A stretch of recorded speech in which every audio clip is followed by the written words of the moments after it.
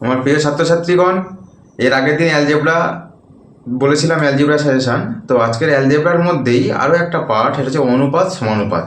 ঠিক আছে, এই পার্টটা আজকে দিয়ে দেবো যে কোন কোন দাগ নাম্বারে কোন কোন অঙ্কগুলো করতে হবে। সমানুপাতের কোষে দেখি 5.1, 2-এর দাগের 4, 5, 6, 3-এর দাগের অনলি 2, 4-এর দাগের 2, 3, 5-এর 3, 6-এর 2। এতগুলো very very important, very very important. সব অঙ্ক ইম্পর্টেন্ট, কিন্তু এগুলো ভেরি ভেরি ইম্পর্টেন্ট। কোষে দেখি 5.2, এখানেও সব অঙ্ক ইম্পর্টেন্ট চ্যাপ্টারতে, তবে ভেরি ভেরি ইম্পর্টেন্ট হচ্ছে 2-এর 3, 4, 3-এর 4, 4-এর 2, 4-এর 3, 4-এর 4। এবার কোষে দেখি 5.3, লাস্ট যে অন্তিম চ্যাপ্টার, যেটা অনুপাত সমানুপাতে সব অঙ্কই ইম্পর্টেন্ট।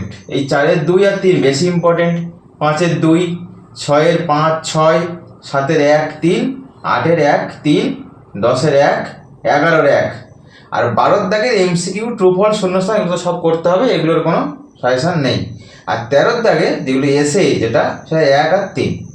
টোটাল এতগুলো অঙ্ক করলেই অনুপাত সমানুপাতেই হয়ে যাবে, আর এর থেকে বাইরে অঙ্ক করা লাগবে না। এরপরে যদি কিছু আর করতে হয় আমি আবারও বলে দেবো, ঠিক আছে? সমানুপাতের পুরো অঙ্ক যেগুলো করতে হবে পরীক্ষায়, যেগুলো আসার মতো, সেগুলো দিয়ে দিলাম, ঠিক আছে? তো তোমরা লাইক করো, কমেন্ট করো, আর বেশি বেশি করে শেয়ার করো, আর সাবস্ক্রাইব করে দিও, ঠিক আছে?